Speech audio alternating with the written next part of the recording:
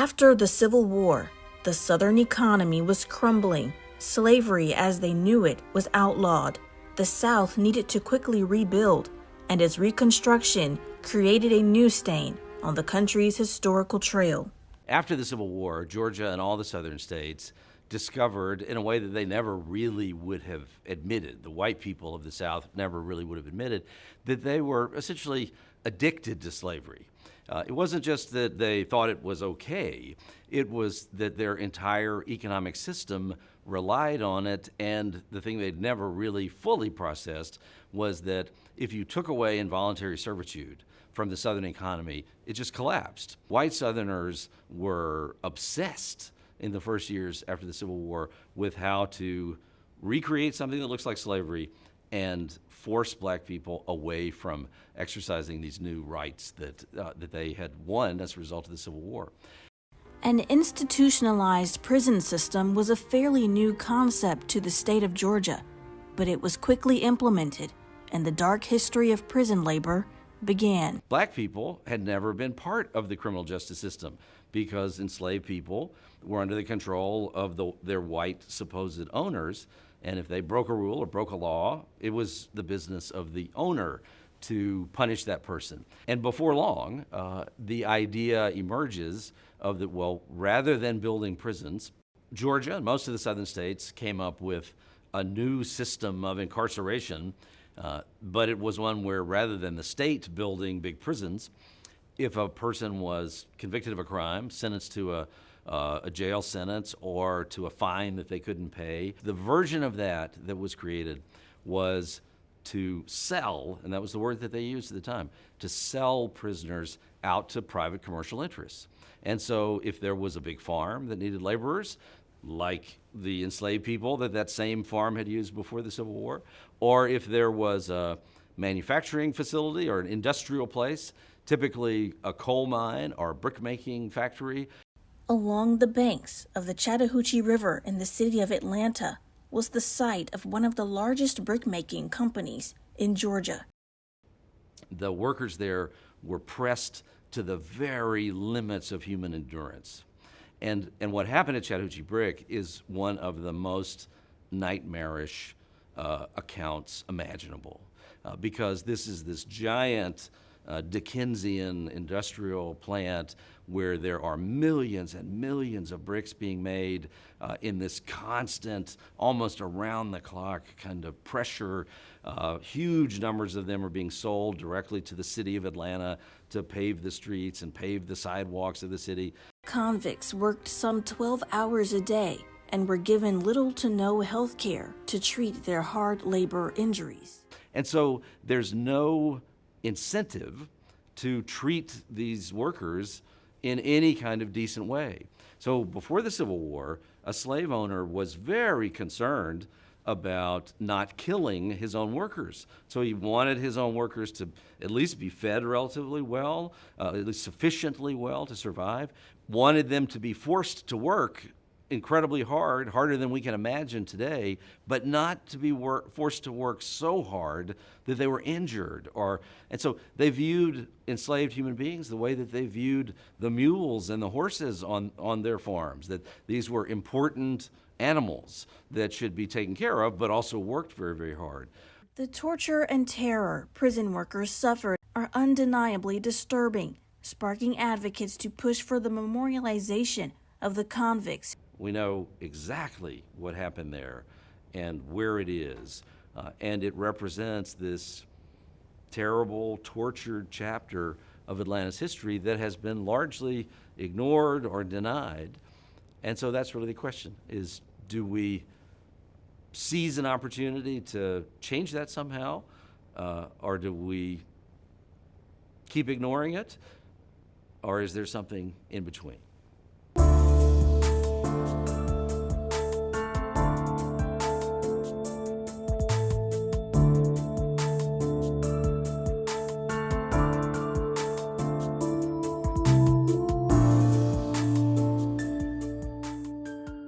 I'm Doug Blackmon, host of Crucial Conversations, coming to you from Georgia State University's historic Rialto Center for the Arts in downtown Atlanta. Joining me on the stage are Karcheik Sims-Alvarado, an American historian who teaches at Morehouse University and specializes in civil rights, Atlanta, and the experiences of African Americans over the last 400 years. Vanessa Sutherland, Executive Vice President and Chief Legal Officer of Norfolk Southern Corporation, which operates 19,500 miles of railroad lines in 22 states, much of it serving cities and states in the southern U.S. and East Coast. And Donna Stephens, a community activist, environmentalist, and lifelong resident of Atlanta's English Park neighborhood, immediately adjacent to the property where Chattahoochee Brick Company once operated. She's also a graduate of Georgia State University. Thank you all for being here. I really particularly appreciate that that Vanessa and Donna are here, because one of the things we're going to talk about today is this place in Atlanta where there once was this industrial operation called Chattahoochee Brick Company, and there's some disagreement now about what the future of that site should be, partly because of its really complicated history and difficult history as it relates to race and Atlanta and the development of the country. And it's the sort of question that I think Americans have been too prone to avoid talking about. And so I think it's a really good and healthy thing, and it's sort of part of the point of these sorts of conversations. But Karcheik, why don't we start with you and just tell us what you can about sort of what it is and why it would still matter. Why would this this brick factory that was at its peak more than 100 years ago, what's the significance of that, both in terms of itself, but also to Atlanta and the beginnings of modern Atlanta? Well, when you begin to look at Atlanta, its creation, a lot of times when we think about Atlanta, we still imagine it as this booming commercial city, when prior to the Civil War, it was actually a small town. And because of the railroad coming together in Atlanta after the war, you began to see Atlanta really reconstruct itself. So you had so many individuals who came to Atlanta after the Civil War, and they're looking at the city as a way to create, to try their fortune in Atlanta. And many African Americans after the Civil War, they're migrating from the cotton fields of Georgia. But what happens after the Civil War, the same individuals who were involved in slave trading are the same individuals who are the persons in place over public works in Atlanta. So this is the individual who will begin to decide, like, the roads need to be created, the ditches have to be built. And so who are the laborers they're going to use? They're going to use cheap labor. So they began to lock individuals up and begin to exploit convict labor.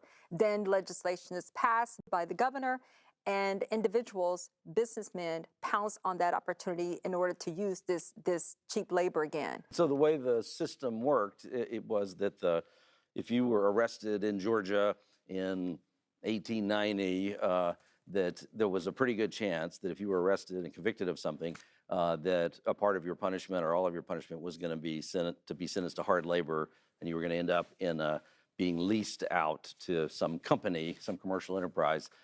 And that once you got there, they could basically do whatever they wanted to with you. Yeah. And so Chattahoochee Brick becomes this place where, for I guess about 30 years, I think, it was one of the main places that the prisoners in Atlanta were sent.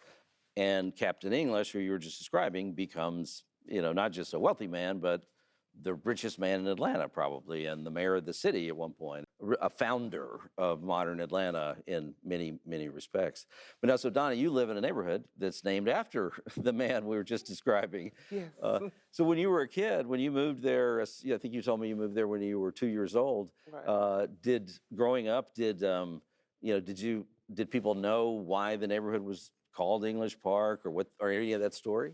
No, even my father, we had a conversation recently, and he said he didn't realize that we lived in English Park. He knew that we had an English Park in our neighborhood, but he didn't realize that we had a name for our geographical area. And very few people realize who our neighborhood is, our namesake is. Yeah. So it can be complicated, and I feel like I'm lecturing, English Park 101. Yeah. So when did, at what point did you become aware that, okay, our neighborhood, and in fact, there's a little park in it, and the park has in it a little monument, right, Right, to yes. Captain English. Mhm. At what point did you, become aware of that story and that it connected to this place, the Chattahoochee Brick Company? Well, one particular day, my sister and I were just fooling around and stumbled upon Slavery by Another Name, the documentary, on television, and we were watching it, and all of a sudden, we heard Chattahoochee Brick, and we said, "Wait a minute!"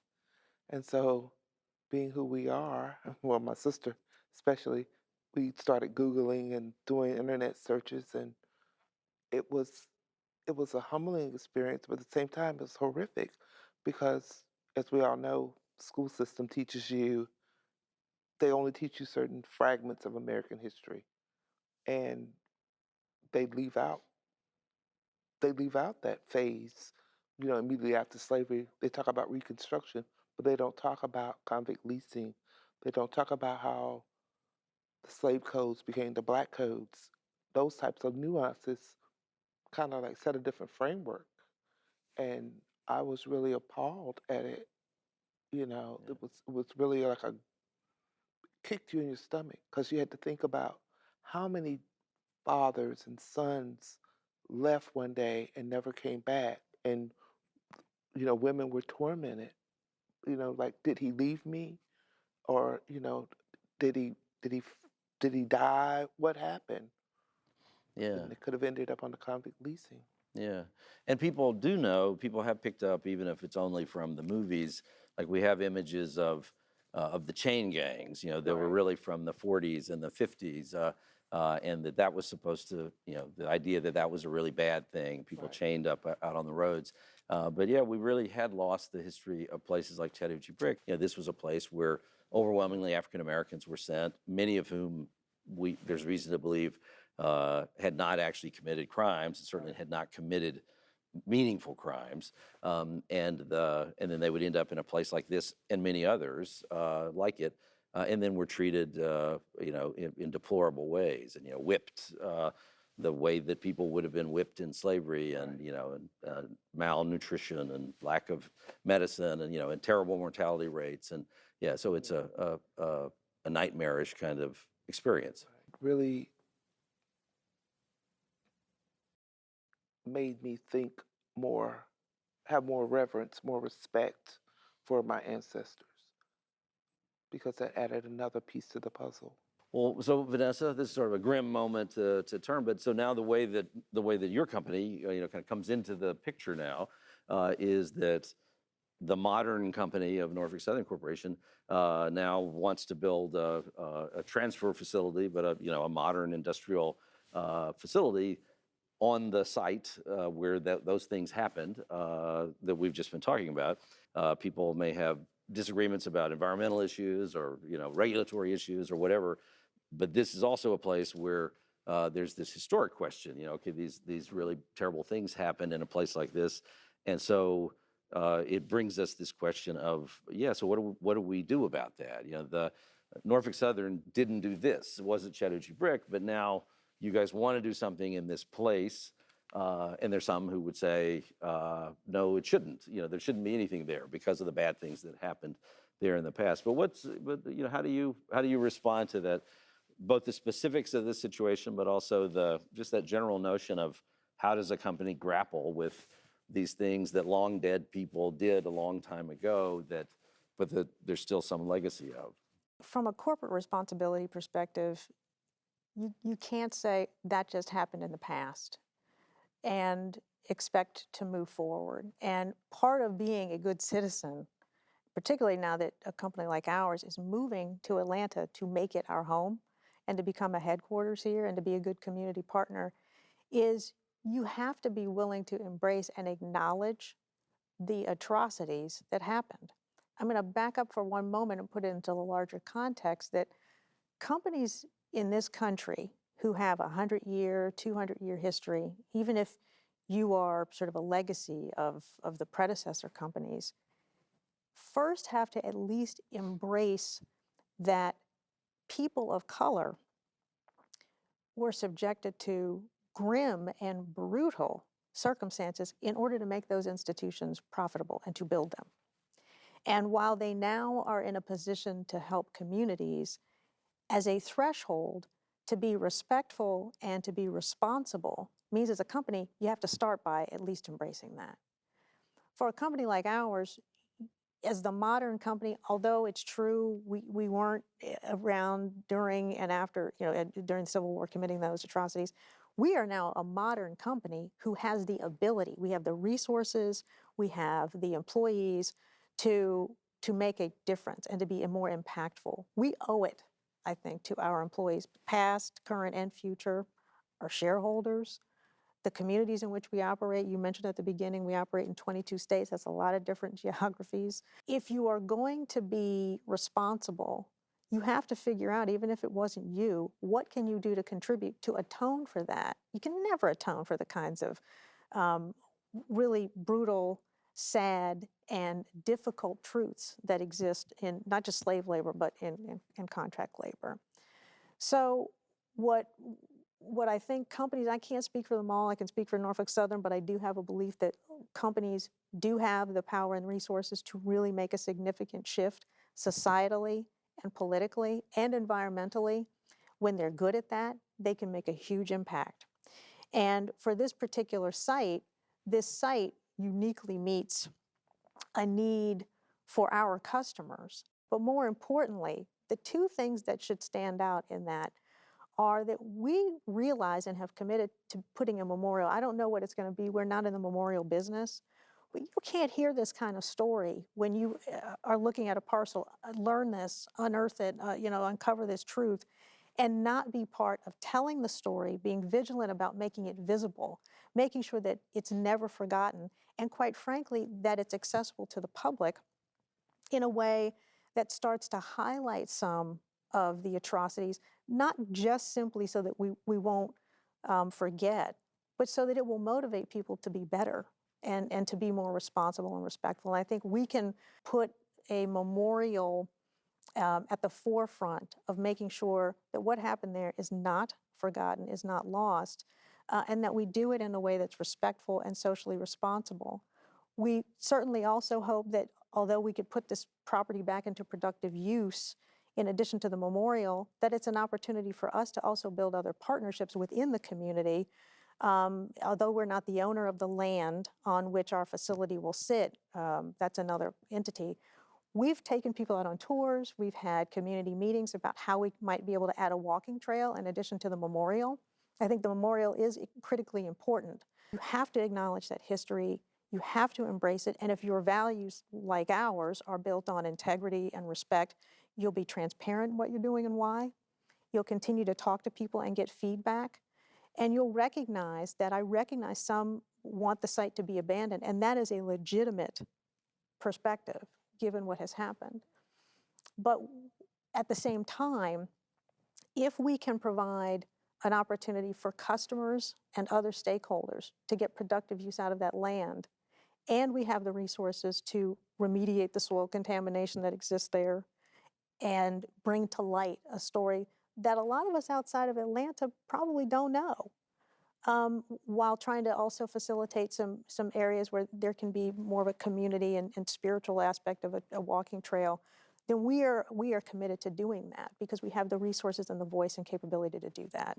And we want to make sure that part of the corporate responsibility that really, I hope, begins to sweep the country, recognizing the role that companies play, that while we are developing projects and while we are working for a national impact or regional impact, that we never forget we also have a responsibility to be respectful, to be transparent, and to be open.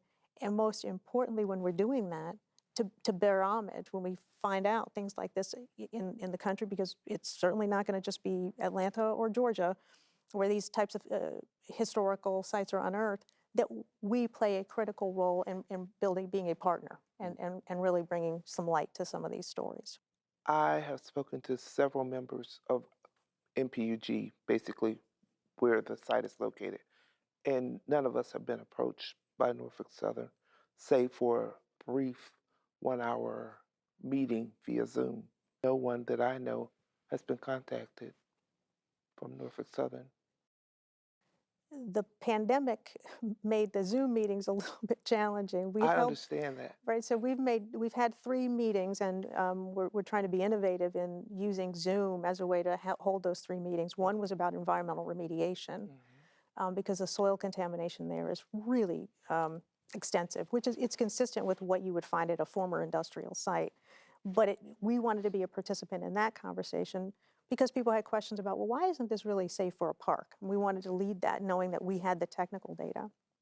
The second meeting we had was about the historical aspects, having engaged the Atlanta History Center and really trying to figure out how do we get the right facts for the history and then partner with people to put a memorial together that would be impactful and accurate and meaningful and hopefully visually aesthetic, was a separate meeting. And then the third meeting was for the community.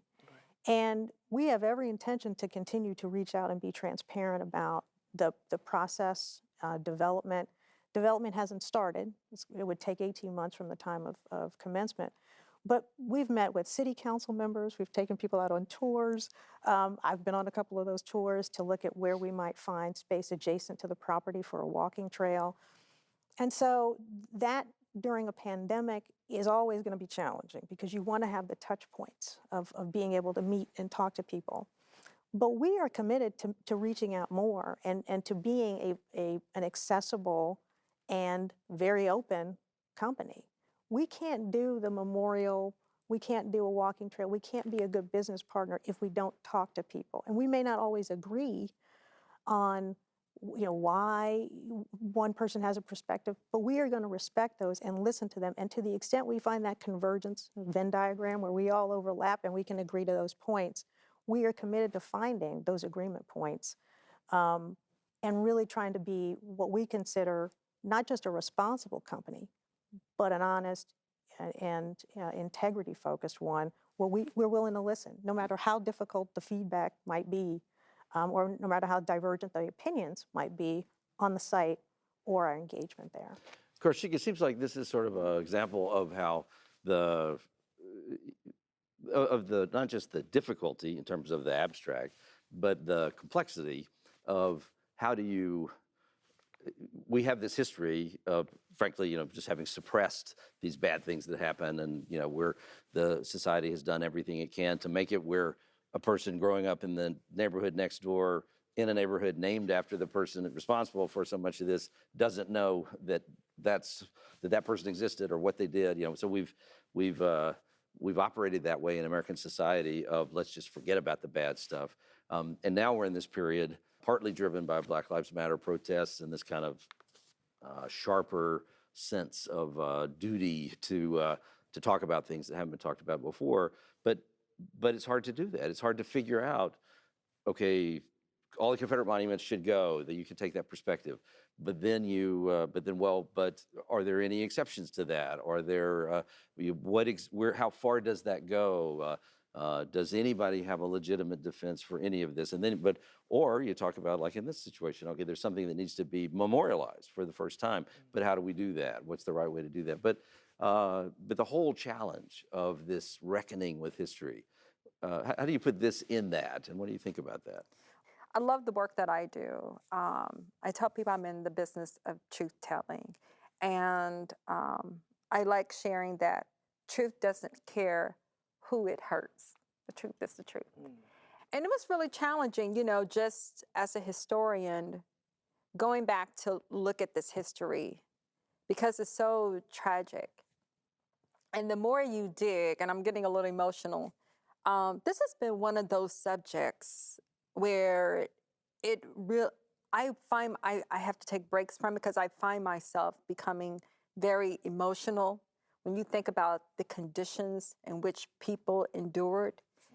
And, with the brickyard history, you have these reports that exist. I mean, this, which is very different from slavery. You may not get an actual true picture of what went on in the day-to-day lives, but with those who were enslaved. But with the brickyard, you have both blacks and whites who were coming together almost every single year And they're complaining about the conditions of those who are still remaining in bondage. And the brickyard was created just a few years after slavery was abolished within this nation. And then you still have people who are still practicing a labor system that was inhumane. And you would think, okay, slavery has ended, people should know better. And then you think about the 13th Amendment and its creationist language. And the language is there plain as day that slavery can still exist and people still can be deprived of their humanity and their rights as citizens when they have committed a crime. And as you stated, Doug, is that in some of these cases, people didn't commit any crime at all, or these were petty crimes. And you begin to ask yourself, who's advocating on their behalf?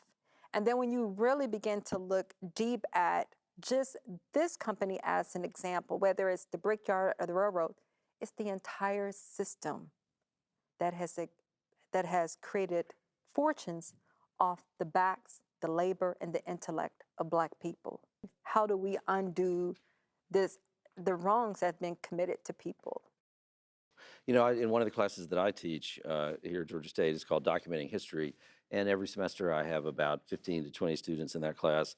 And what we do, at least the past 3 or 4 semesters, has been that we start off learning about these figures like James English and other sort of powerful business figures, mostly white people from the early 20th century, who are not really well remembered as founders of Atlanta, because Atlanta history, the way that it's talked about commonly today, doesn't begin until Martin Luther King is born, basically, you know.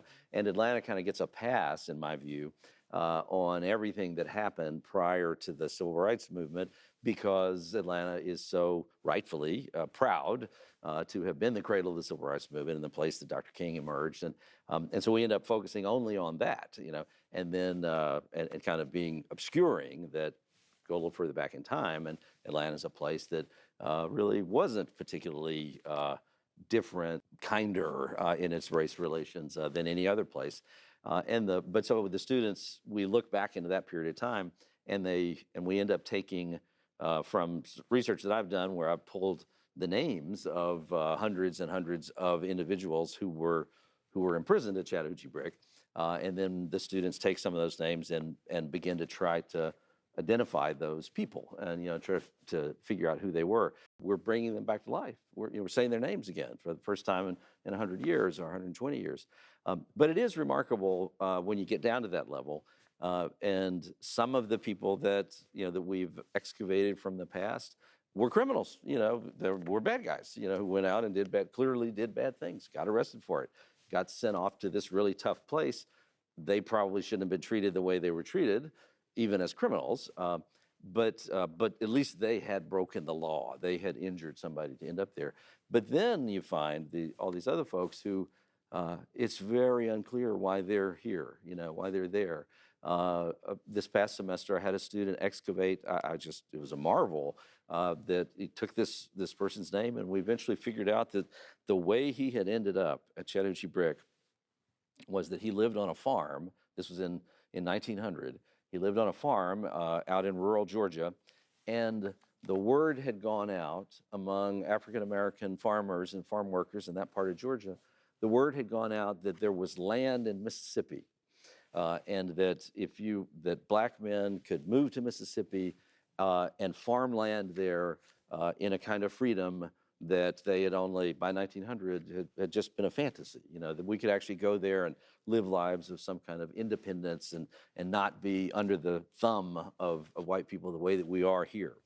And when the word of that spread out through this one part of Georgia, suddenly thousands of African-American men and their families were swarming the trains. You know, it was like the prison door had opened, you know, and these people who had been so horribly oppressed were swarming, you know, to get out. And in the midst of all that, and then you have the sheriffs of Georgia are mobilizing to stop this, because what the white people don't want is all these Black workers leaving Georgia. And so there ends up being this scene, you know, in a town, in a train station, where, where you've got thousands of black people trying to escape Georgia, and all these sheriffs are trying to arrest people, and white landowners are showing up and trying to talk people into going back to these farms where they're still living lives as slaves. And in the midst of all that, some sort of a fight breaks out, and shots are fired. And actually, almost all accounts indicated that this one prisoner we were looking at was defending himself when he fired a shot, but he shot somebody, in the midst of all this. And so then he was convicted of murder within like a day, just this incredibly, and now suddenly he's at Chattahoochee Brick, at this place where the accounts of what then happened to people are so grim, and the children who were there, very large percentage, very meaningful percentage of the prisoners were under the age of 16 or 17, and there were certain tasks that required tiny fingers, and so you always had at least that many young boys who were there, and the constant use of the lash, people being whipped to death, people being sold at the gates.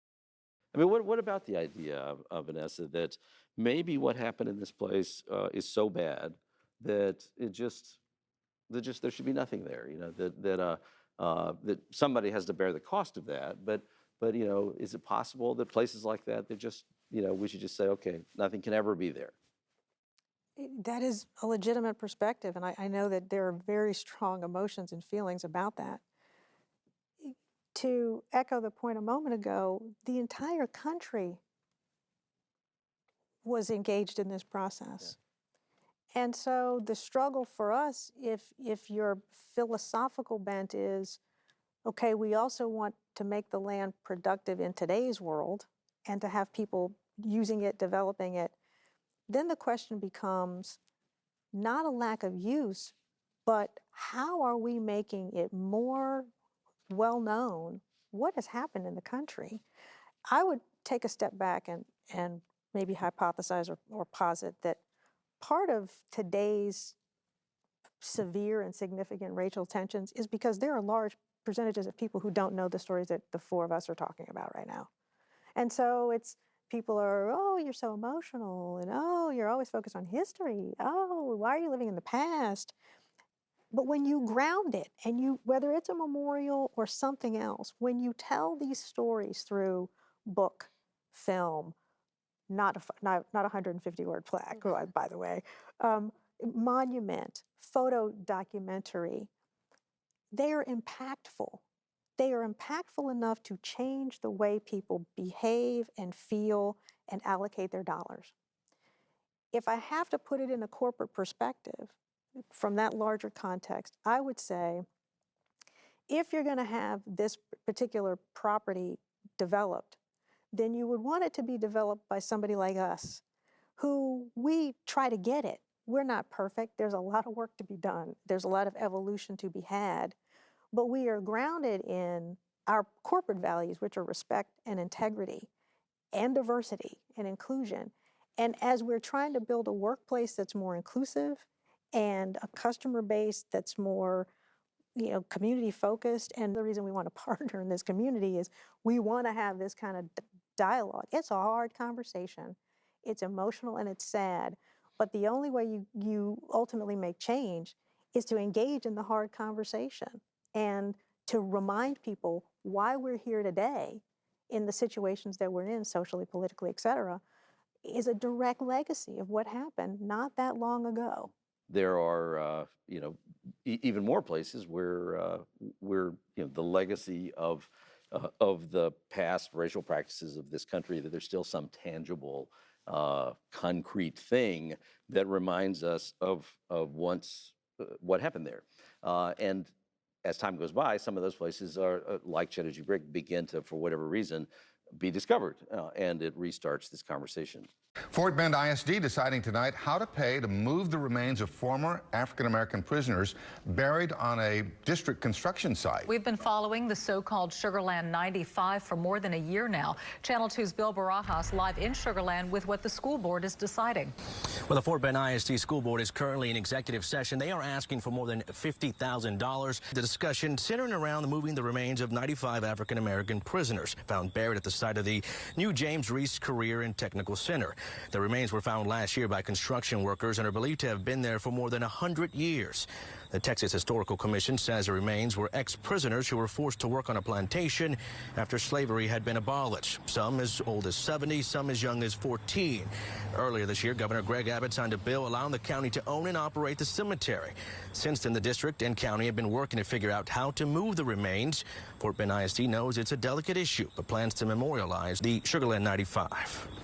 But here we are, it's over in Texas, and people are being forced to labor on these sugarcane plantations, the same plantations that had been slave plantations before the Civil War, the same owners, literally the exact same people resurrecting a kind of slavery, and all kinds of people dying under terrible circumstances. Sugarcane is actually probably the most terrible thing to have to be involved in the harvesting of any agricultural plant that exists. Those places exist, all over the place. Around Birmingham, Alabama, there are vast burial grounds that you can tell, they're all lost into the woods and all that, but places where there were hundreds, thousands of people were buried, lost to their families. But so this notion, though, of the physical legacies of these terrible events just won't go away. Like you said, history doesn't care who it hurts, but history is just going to talk. It's just not going to be quiet. I always say that the dead is never dead. And I'm a spiritualist. And sometimes in our work, the ancestors have a way of speaking to you. They want to be documented. They will find a way to surface.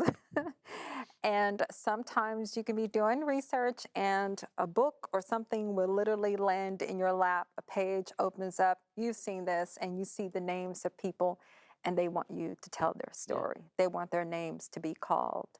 Then there's other ways that history just kind of surface. And because I believe that I believe in karma, and I believe in justice, and so sometimes the ancestors on the other side are going to ensure that they get their justice, just as in the case of Texas, when this gentleman was told no, that the dead is not present in the field, and then they start digging yeah. And all these individuals surface, right? And it's starting to happen and more often than not, and so so when you think about a place like Chattahoochee, you ask yourself, where were these individuals buried? Okay, and what became of all those bodies? You mentioned that people are buried off on the side of the woods, and that's true. When you see highways, you better believe that there are people who are buried on the side of the road.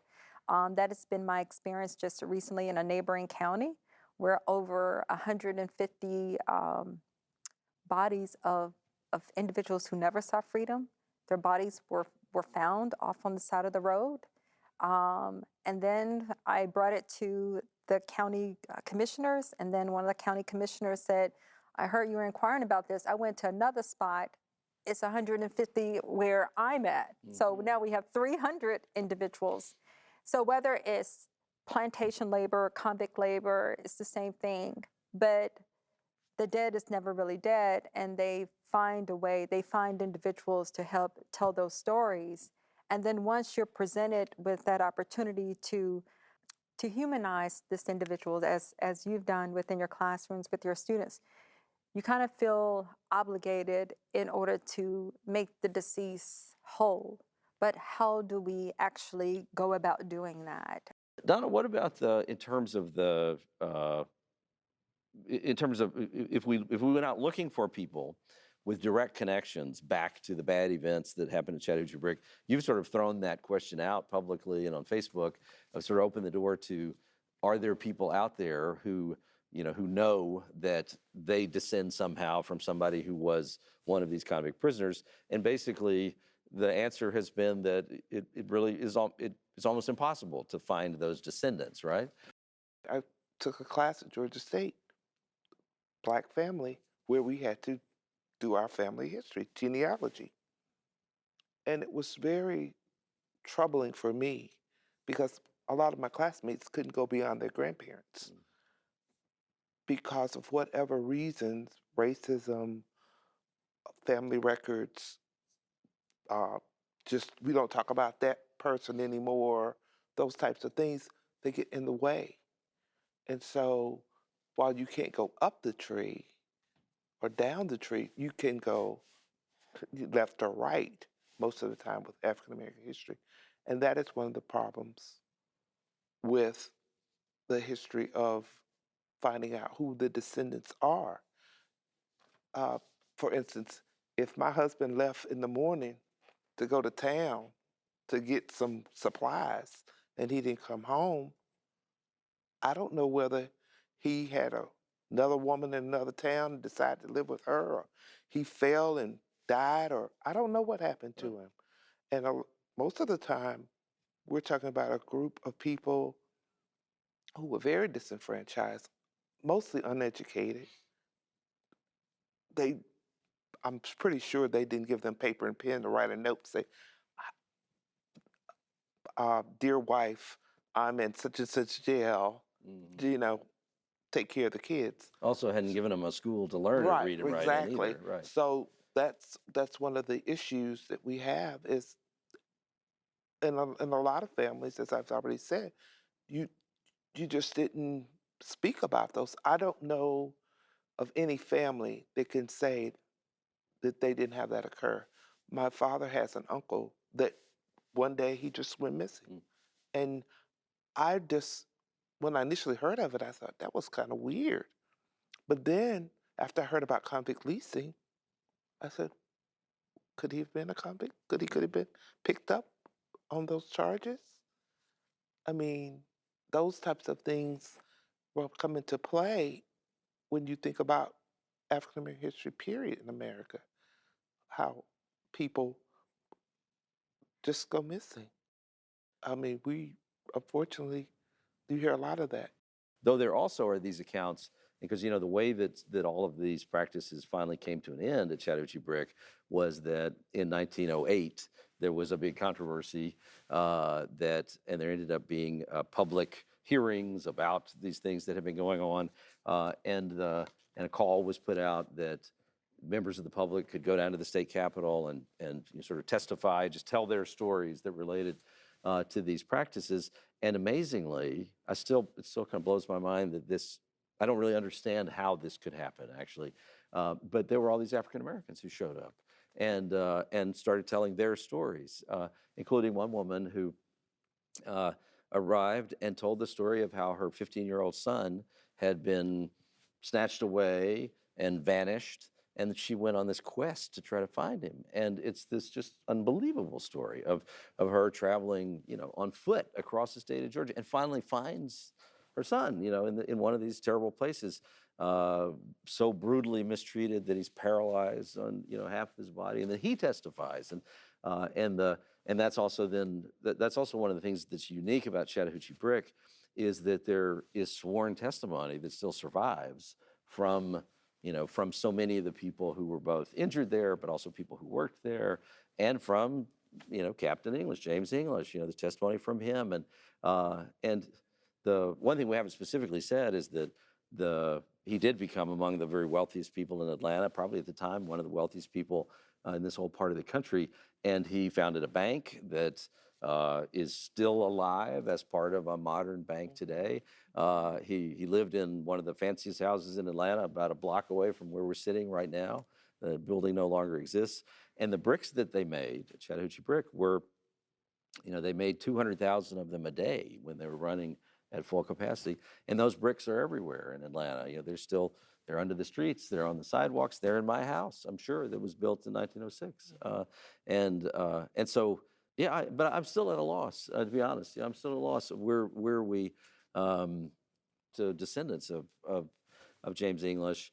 And there are some descendants who it really bothers them that, people like me have come along and brought these stories up and challenged this mythic figure that they still revere in their family. And there are other descendants of his who feel a great sense of shame and guilt about what happened and kind of wish that they could figure out what to do. I'm still not, even after we've talked through this, I don't know exactly what, if I know the answer. It's very complicated, but I will say, being the eternal realistic optimist, if there is such a thing, we're at an interesting time. So even using Chattahoochee to elevate the conversation to the systemic unpacking of what has happened and how it continues to happen. If 2020 taught us nothing, it is that now is as good a time as any 100 years ago to talk about the inequities, the lack of diversity in decision making, whether that is in a corporate level, community level, political level, academia. And we are really at a point where I think those areas can converge to try to deal with the complex questions of, do we have new ways and new tools to deal with the history, to honor the deceased, to continue to move forward, whether that's socially or, you know, from just a country perspective. I don't want to say societally, but to take the elements of stakeholders who really can try to brainstorm and collaborate to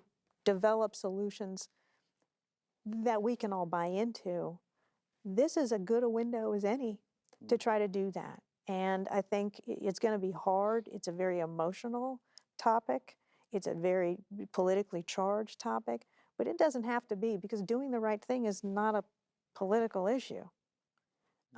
It's a mandate.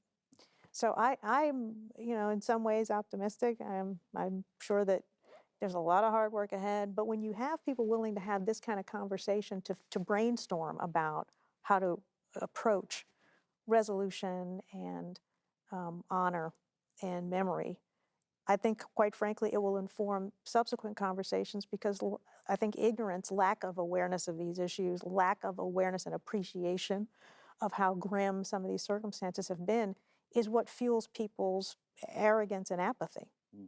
So that's my thought on that. As I was pulling together some notes and thinking about what we might talk about, and I pulled out a binder that that has the newspaper coverage of those hearings in 1908, and I noticed something in a story that I had not seen before. Another witness showed up, testified about this place, another camp, not Chattahoochee Brick, and these very, very terrible conditions that were going there. These were abuses that were happening to convicts who were employed along the line of the Southern Railroad. And you know, that's the Southern of Norfolk Southern, I believe. You know, that's one of the predecessor companies to Norfolk Southern.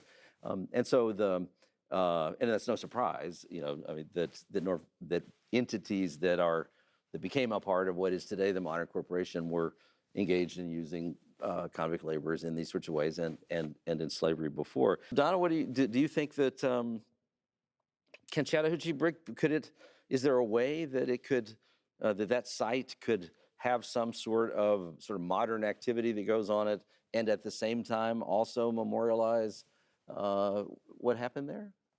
I'm a member of several groups here in Atlanta, most of them environmentally focused. And there's the Trust for Public Land did a study, the Chattahoochee Greenlands, and in the table of contents, there is Proctor Creek and Chattahoochee Brick Company are addressed. And Proctor Creek runs right by through the property. It empties out into the Chattahoochee on the property line. And the need for green space in Atlanta is monumental.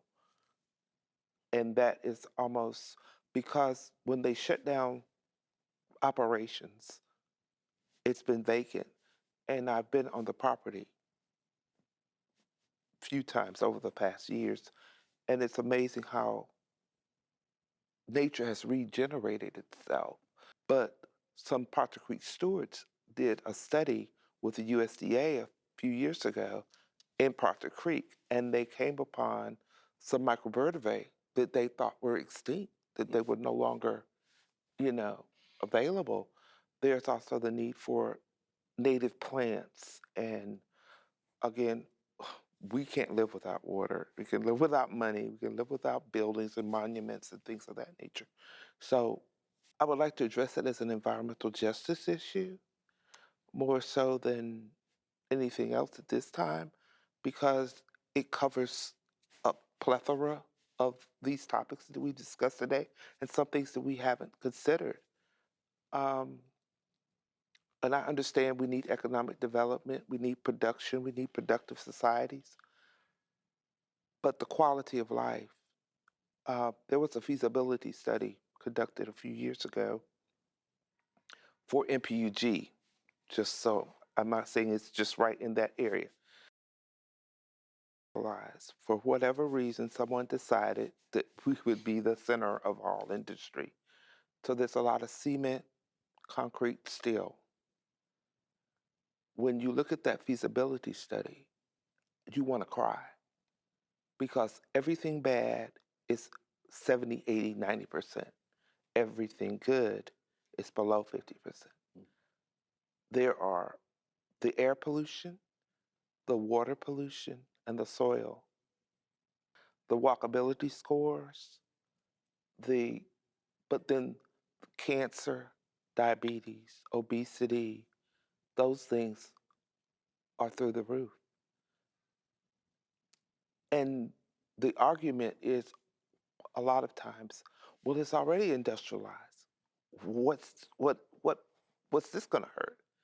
But then you have to look at the population that is currently living there and ask yourself, do these people deserve this? You know, there's not a lot of opportunity. A few years ago, I had a friend, he was looking for a job, and all the jobs were in Alpharetta and places like that. And my niece was a teenager, and she ended up with a job in Northport Mall. It took her 2 hours to get to work on MARTA. And that meant 2 hours to get home. We deal with those types of things. They are, the door is constantly closing on a certain population that is primarily Black, it's primarily in the lower socioeconomic level. Affordable housing's issue. I attend quite a few neighborhood meetings, MPU meetings, environmental meetings, and the topics, while we're there for, per se, water, but we also have to address all the other issues that come along. Why did we only have 20 people show up when this neighborhood is full of people? Well, they had to go to work. They didn't have transportation. They didn't have childcare. So we have to look at those things. And in a way, what happened to Chattahoochee Brick kind of reflects those issues, because you can't separate those things. And while we don't have that blatant disregard for human life that Chattahoochee Brick created, we still have a blatant disregard for human life today when we don't address issues that fundamentally affect people. The need for, you were addressing basically quality of life issues. And because I've lived in the area so long, I've seen where you could have 3 or 4 grocery stores on the same street side by side and all of them do well. But everything has declined in such a way that we don't have those things anymore. So it's just crazy. I mean, it's just crazy to me how we have to reinvent ourselves, basically. And I think you've just articulated in a really powerful way, just like the conversations that so many of which were prompted by what happened in 2020 and what happened last summer, of this idea that people finally asking themselves, or a company asking itself, or an institution asking itself, is it enough that we just don't do the bad things that used to happen in the past? Or a person like me saying, is it enough that I don't use the racial epithets that my grandparents did and great-grandparents did? Is it just enough to to not be Chattahoochee brick anymore, but because the legacy of this terrible past is as much what you just described as it is that there might be some bones in the ground out of Chattahoochee brick of people who were abused. I think you captured that. Well, I don't think that we have arrived at the absolute solution to how to reconcile all of this. I have a recommendation. Let's hear it. And this is why it's so wonderful having us to come together and have these type of honest conversations. You have to ask yourself, how do you make the living and the dead whole, right? So as we're talking about, how do you memorialize these individuals or this event? You just beautifully articulated the challenges that people in the community are grappling with every day. Getting food, having access to water, breathing air, the type of houses you live in, accessibility to resources, right? We all know that this area will be developed, but for whom? Exactly. Okay? So how can we live in a world, you know, I'm a big, people get scared when I say the R word, reparations. I'm a huge advocate of reparations, okay? And I don't apologize for that. And so, exactly, and a lot of times when we think about reparations, we think about slavery. But if you just look at Jim Crow, if you can look at all those individuals, even in a place such as Chattahoochee, you think about the labor and that was taken from these individuals, okay? They would never be able to get that back. Their labor was taken away from them. Their self-development was taken away from them. For some of these individuals, they may not even have the opportunity to even have children to get married because they remained in bondage forever. But in listening to you, and listening to you as well, Vanessa, when I imagine a type of memorial and thinking about the things that's needed for communities such as yours, imagine how wonderful it would be if you had green space created where people can have a certain quality of life, where they can breathe clean air. You could have a water memorial, a clean water memorial. You can plant trees to represent all those individuals who remained in bondage, you know? So memorials doesn't necessarily have to be bronze markers. It can be trees, it can be green grass. And at the same time, I'm all about economic autonomy, okay?